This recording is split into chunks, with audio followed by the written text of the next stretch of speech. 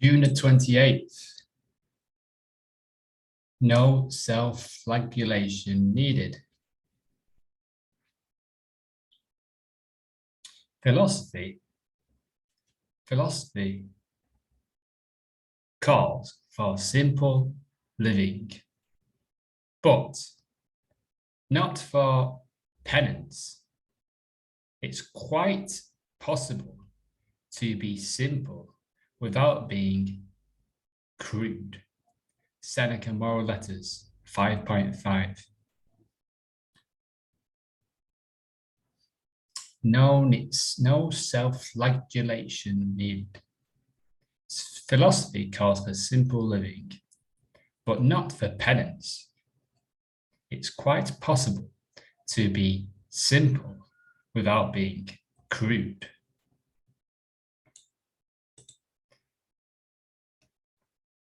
Marcus Aurelius. Marcus's meditations are filled with self-criticism, and so are the writings of other Stoics.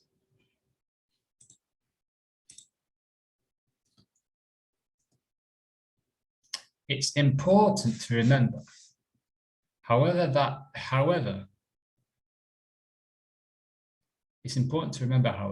that that's as far as it goes. There was no self-flagellation, no paying penance, no self-esteem issues from guilt or self-loathing. You never hear them call themselves worthless pieces of crap, nor do they ever starve or cut themselves as punishment. Their self-criticism is constructive.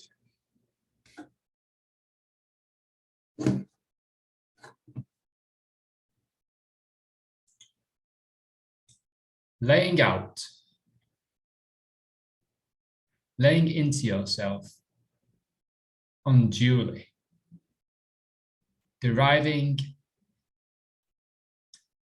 yourself, punishing yourself, that's self-flagellation. Laying into yourself, unduly depriving yourself, punishing yourself, that's self-flagellation, not self-improvement. No need to be too hard on yourself. Hold yourself to a higher standard, but not an impossible one. And give yourself,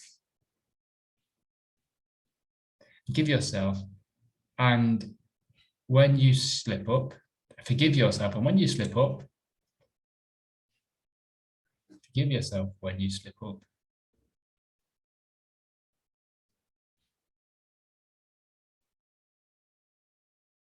Even and when you slip up.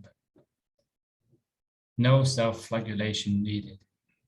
Philosophy calls for simple living. Yes, philosophy does. It's the words, it's not the actions. It's the simple hearing of the words, becoming aware of the words,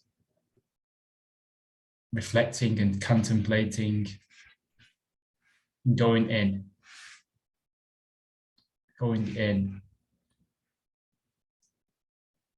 but not for penance. It's quite possible to be simple without being crude. So we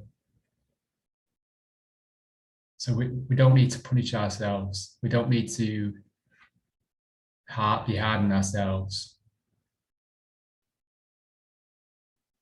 Self-criticism of the Stoics was constructive.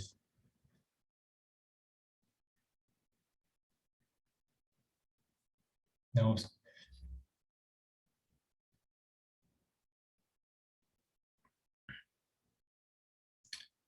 Laying into ourselves and unduly depriving ourselves, punishing ourselves. That's like self-flagellation, not self-improvement. No need to be too hard on yourself.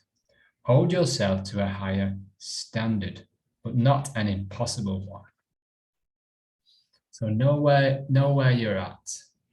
Know where you're at, but know where you're not at. Know who you are, what you like to do, what you're good at, where your skills are, who you want to be. Know yourself. And then there'll be no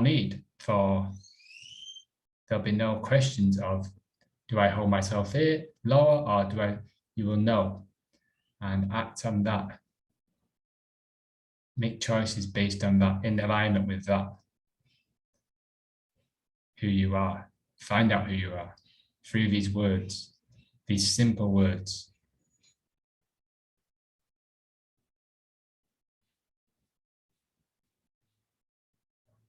The inner voices. Listen to the inner voices of unworthiness. But don't hold yourself to them. Listen to these beliefs and voices and thoughts. I'll never be good at that, and that'll never work, and why me? Why does that always happen to me? And it'll never work. It's impossible. Listen to all these words and write them. Be constructive. Be a critic of them. Be a critic of these voices without acting on them. Hold yourself who you are as a good person. A good person who does good things, who does the right thing at the right time, who attempts to do the right thing at the right time, and trusts that those choices were in alignment at that time. And learn from our wrongs, learn from our undoings, learn from our mistakes.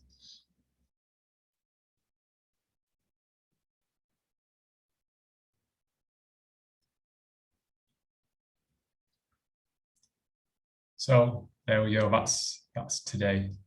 Self-flagellation. It's when you punish yourself. It's when you're over punishing yourself. It's those desires. It's the mental, I'm going to lock myself away. I'm going to go to a job I don't like doing to punish myself. I'm going to go to a job I don't like doing for not much money because I don't think I'm good enough to do what I really want to do. So we can listen to these voices and analyze them and criticize them, and then do the opposite, as I said a couple of days ago.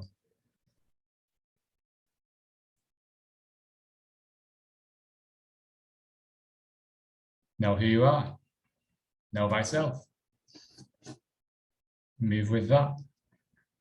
Enjoy your day.